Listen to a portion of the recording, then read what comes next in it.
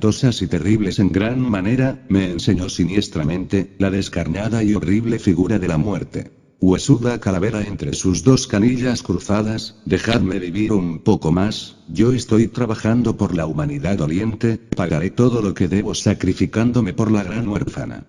Tened compasión por mí. Si tú hubieras estado preparado moriríais en presencia de esta figura. Esta fue la respuesta y luego vino un silencio aterrador. Yo, vil gusano del lodo de la tierra, de pie junto a una de estas solemnes columnas invictas del santuario, ¡ay de mí! ¡Ay! ¡Ay! Tremendos recuerdos vinieron a mi mente, estaba metido dentro la orden sagrada del Tíbet, pero esto no era nuevo para mí, recordé que en otros tiempos había estado allí en ese mismo lugar parado junto a la misma columna veneranda. En el patio, alrededor de la mesa sagrada, un grupo de nirmanakayas estaban sentados, aquellos seres inefables destilaban felicidad. ¡Oh Dios!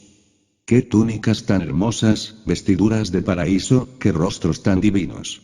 Es obvio que no faltaba entre ellos algunos sambhogakayas, los cuales como es sabido tienen 3 perfecciones más que los nirmanakayas. Permítanme ustedes decir algunas palabras, me viene en estos instantes a la memoria el recuerdo de otros tiempos. Hace ya muchos siglos que yo estuve parado aquí en este mismo lugar y junto a esta misma columna. Si tú no hubieras estado antes aquí, me contestó un anciano venerable, no habríais vuelto a golpear en las puertas de este templo. Avancé algunos pasos retirándome de la columna para situarme reverente ante la mesa de los santos. El anciano que había tomado la palabra en nombre de todos los elegidos, se puso de pie para hacerme algunas justas recriminaciones. ¡Qué rostro tan majestuoso! Parecía un Cristo viviente, en sus ojos se reflejaban muchos días y noches cósmicas, su barba sagrada era una viva representación del verbo universal de vida y su cabellera inmaculada cayendo sobre sus hombros inefables nos recordaba al anciano de los días de la cábala hebraica. Habló y dijo cosas terribles. Mencionó a una mujer que yo había conocido después del sumergimiento del viejo continente Atlante. ¿Te acuerdas de fulana? Sí, venerable maestro, me acuerdo de ella. Es evidente que yo había fracasado por ella en los antiguos tiempos. ¿Te acuerdas de Zutana? Sí, venerable maestro, me acuerdo de ella. Entonces vino a mi mente el recuerdo viviente de una reina tibetana. En el Asia Central, en el corazón mismo de los Himalayas, a un lado del Tíbet existió un reino maravilloso hace ya cerca de 1.000.000 de años. Los habitantes de aquel antiguo país fueron el resultado de una mezcla ario-atlante. Todo esoterista sabe muy bien que la primera subraza de nuestra actual quinta raza raíz floreció en el Asia Central. Yo viví en ese viejo país y conocía a la citada reina, a esa que el maestro me recordaba en forma recriminativa. Ella vino a mí cuando yo era sacerdote de la Orden Sagrada del Tíbet. Sufría la infeliz y me contó sus tragedias. El monarca, su esposo, estaba enamorado de otra mujer y es natural que la desgraciada reina hubiera caído en la desesperación. Quise ayudarla, hice lo que pude por ella, pero cometí graves errores. Asaltar la mente ajena es un delito y sería absurdo negar mis propios errores, usé los poderes psíquicos en forma evidentemente negativa y hasta cometí el error de recibir algún dinero. El tesoro real me pagó la suma, a cuenta de gastos de la reina. El esposo abandonó la concubina, rey y reina se reconciliaron para bien de aquel país. Aparentemente hice bien, mas recordemos las palabras del maestro Moria. Entre las cadencias del verso también se esconde el delito. A todas luces resulta claro comprender que caí en el absurdo, que cometí estupideces y por tal motivo, a pesar de ser un 2 veces nacido, fui severamente castigado. Allí estaba el anciano recordándome todas estas cosas y es claro que mi dolor moral fue espantoso en gran manera. ¿Te acogiste a la orden de la jarretera? Sí, venerable maestro, me acogí a ella, fue mi respuesta. ¿Cómo negarlo? La mirada de aquel anciano sacratísimo me traspasaba el corazón, imposible esconderme ante la divinidad. Recordé entonces aquella antigua personalidad que tuve en la vieja Roma. Se me confió la misión de establecer un escenario fuerte para la cuarta subraza de esta quinta raza raíz y entonces utilicé la personalidad humana de Julio César. Formé el gran imperio romano, me batí como un león en las Galias y todo el mundo sabe que fui asesinado por Bruto, el traidor. No tenía necesidad de acogerme a la orden de la jarretera, las leyes secretas de la gran vida universal de todas maneras me habrían ayudado sin necesidad de la citada institución romana. Después de estas recriminaciones me sentía avergonzado conmigo mismo, apenado y con el corazón adolorido.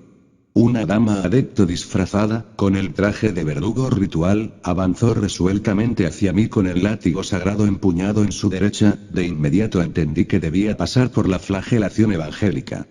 Caminé rumbo al interior del templo, despacito, a lo largo de aquel patio vetusto rodeado de murallas arcaicas. Muere. Muere. Muere.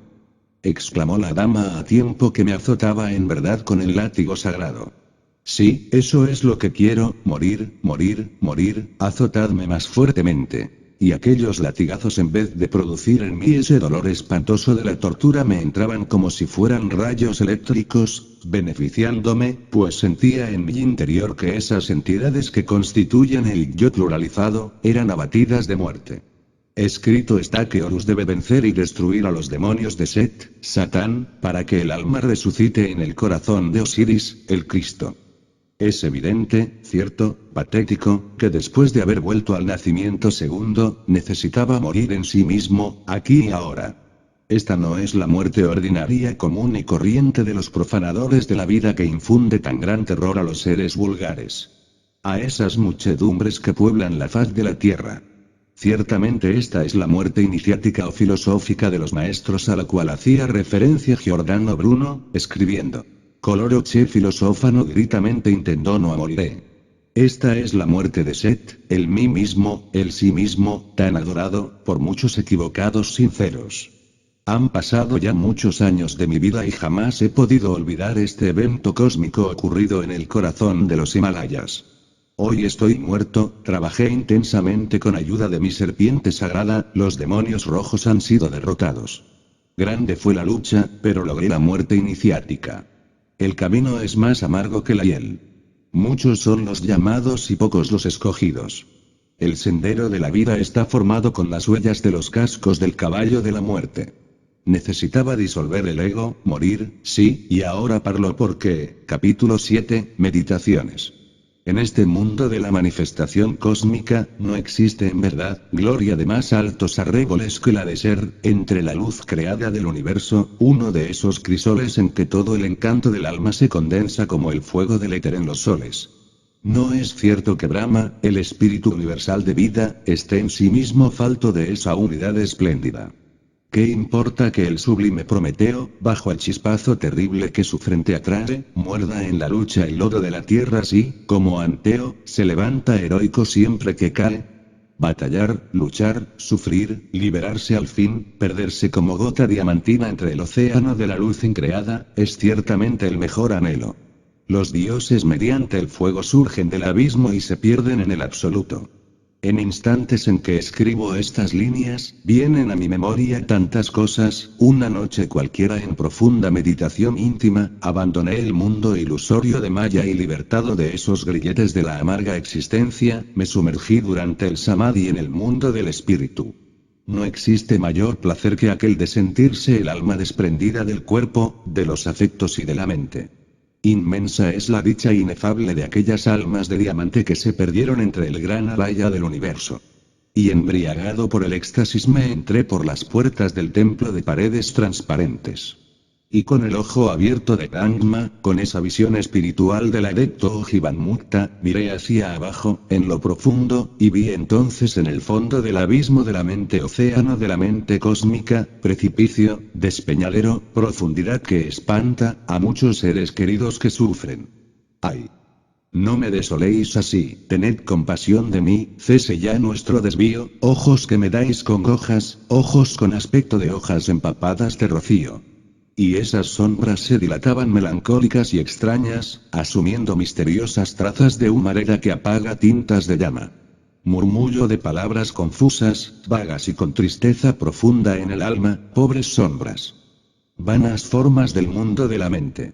Así como el mar furioso azota inclemente con sus olas a la playa, así también del mundo de la mente, del mar del entendimiento, surgían olas que inútilmente intentaban desesperadas azotar el umbral del templo de paredes transparentes. Litelantes, la dama adecto, exclamó indignada. Esas mujeres molestan mucho, intentan llegar hasta aquí y desenvainó su espada flamígera, yo lo mismo. Estas espadas se revolvieron por un instante amenazadoras, lanzando por doquier el fuego devorador. Y aquellas sombras vanas de la mente universal, aterrorizadas, se perdieron entre el espantoso abismo de Maya. En ausencia del cuerpo, de los afectos y de la mente, venimos a experimentar en forma directa eso que es la verdad. Aquellas pobres sombras, egos, del samsara o tierra de las amarguras, ciertamente son un compuesto doloroso de pensamiento, sentimiento y deseo que al concentrarse en tal o cual dirección se convierte de hecho en algo parecido a voluntad. Qué distintos resultan los seres inefables, ellos son fuertes vivientes, criaturas solares, llamas ardientes. En los señores de la llama no existe esa tristeza profunda del alma, esos ojos con aspecto de hojas llenas de lágrimas. Los fuegos inteligentes de la aurora de toda creación, están saturados de felicidad. Esos seres de oro, esos inefables no son las dolorosas sombras de la mente, en ellos resplandece la sabiduría, el amor y el poder. Estos son los ay misteriosos y terriblemente divinos que moran más allá de la mente y de las sombras que lloran. En la noche cósmica profunda, antes de que el corazón del sistema solar comenzara a palpitar intensamente, la mente universal no existía, pues no había ahí para contenerla. Esos ay, misteriosos y terriblemente divinos, constituyen el ejército de la voz, el verbo, la gran palabra, las huestes de seres espirituales, tan distintos, tan diferentes a las sombras de la mente que lloran. Resulta a todas luces ostensible, palpable, claro, que estos seres dichosos, que estas llamas bienaventuradas surgen de entre el seno del absoluto en el amanecer de la vida, para dar y establecer leyes en el laboratorio viviente de la naturaleza. Al finalizar el día, la gran edad, estos inefables dejan de existir y vienen a ser perdiéndose entre la inconcebible dicha inagotable del profundo espacio abstracto absoluto. La mente en sí misma y todas sus sombras vanas e ilusorias, dejan de existir realmente cuando finaliza el día cósmico. Bien lo saben los dioses que, entre el seno de la luz increada, la mente se disuelve como pompa de jabón. En aquello que no tiene nombre la existencia de la mente es imposible, aunque sus latencias permitan adivinar una remota posibilidad para el futuro. En el anochecer del universo que centellea en el infinito, los Elohim deben romper todo grillete que en una u otra forma les ate a la existencia y liberarse radicalmente de todo eso que se llama mente, voluntad y conciencia. Capítulo 8, Evolución e Involución. En los antiguos tiempos, Anaxímenes de Mileto el gran sabio, enfatizó la idea de que el número de mundos habitables es infinito. Entonces insinuó aquel filósofo, que la vida que vibra y palpita sobre la faz de la Tierra, se originó en limo o fango oceánico y que luego, poco a poco, con el devenir de los incontables siglos, se fue adaptando al medio ambiente.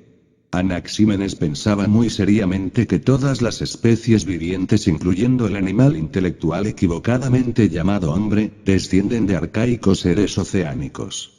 Epicuro creyó en la generación espontánea y sus ideas repercutieron intensamente en el ambiente intelectual de los siglos XVII y XVIII, sobra decir que Newton y Harvey aceptaron esta teoría. Juan Bautista Elmont creyó que la clave de la vida residía exclusivamente en la fermentación y hasta se dio el lujo de proponer métodos para la generación de escorpiones y otros seres vivos. Lo más chistoso de aquel sabio fue su famosa receta para crear o generar ratones. Si se estruja una camisa sucia a través de la boca de un tarro que contenga algunos granos de trigo, la fermentación que exuda la camisa sucia, alterada por el olor de los granos de trigo, da lugar, al cabo de 21 días a la transformación del trigo en ratones. Es obvio, que tal receta resulta siendo en el fondo 100% espantosamente ridícula. En el año de 1765 el mundo intelectual en los Países Bajos, fue agitado por tremendas discusiones que giraban alrededor de las bacterias y protozoarios.